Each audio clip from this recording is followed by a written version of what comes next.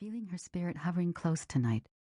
I finished college, got a good job, and I've made a nice home for little Lovey, all tidy and cheery, with flowers on the table like you taught me.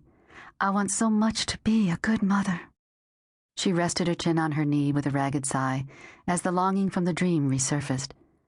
So tell me, Miss Lovey, why don't I feel that I am, or content? I'm still like that turtle in my dream, swimming towards some place I can't seem to get to. A high-pitched cry shattered her thoughts. Mama! Toy's gaze darted toward the call. Her young daughter sat a distance from the shoreline, surrounded by colorful plastic buckets and spades. Her long blonde hair fell in salt-stiff streaks down her back as she bent over on hands and knees before the crude beginnings of a sandcastle. What do you want, little Lovey? Mama, come help me with my castle. Toy sighed, sorely tempted. I'm working, honey. You're always working. She saw a scowl flash across little Lovey's face before she ducked her head and went back to her digging. Mingled in the muffled roar of the ocean, she heard Olivia Rutledge's voice in her mind. Stop what you're doing and play with your child. Toy desperately wanted to play with her and enjoy each precious fleeting moment with little Lovey. She felt an all-too-familiar twinge of guilt and paused to allow her gaze to linger on her daughter. Little Lovey was carefully molding another tower with her chubby hands.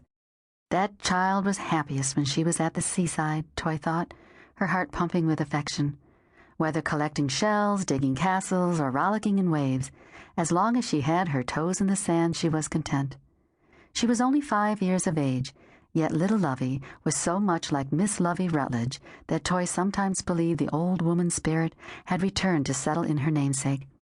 For Toy, the sun rose and set on her child, and it was for her child's future that she gathered her discipline. Let me finish this report, she called back. Then I'll come help you finish that sandcastle. You promise? I promise, okay? Her daughter nodded, and Toy resolutely brushed away grains of sand from her notebook and returned to the report that was due by morning. She was an aquarist and had been placed in charge of her own gallery at the South Carolina Aquarium.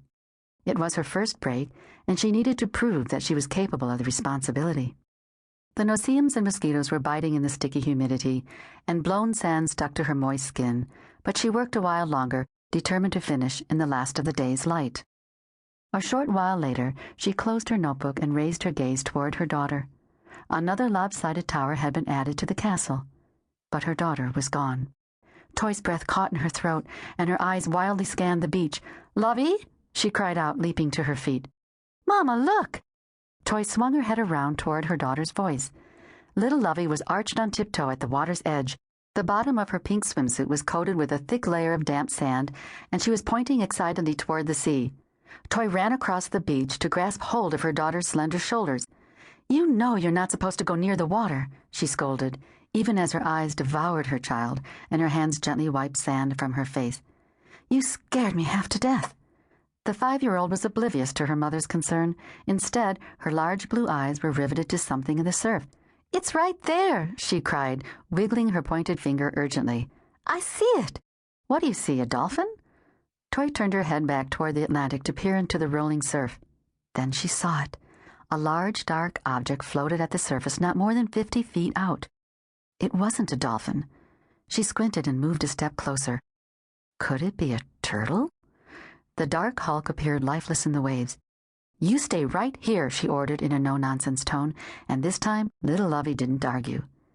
Toy rolled her pants higher up on her slender legs, coiled her shoulder-length blonde hair in a twist at the top of her head, then walked into the sea for a closer look. She felt the chilly spring water swirl at her ankles, calves, and then dampen the hem of her shorts as she waded forward, intrigued by the shadowy object bobbing on the waves. It was a turtle. It had to be at least 200 pounds. And it looked dead.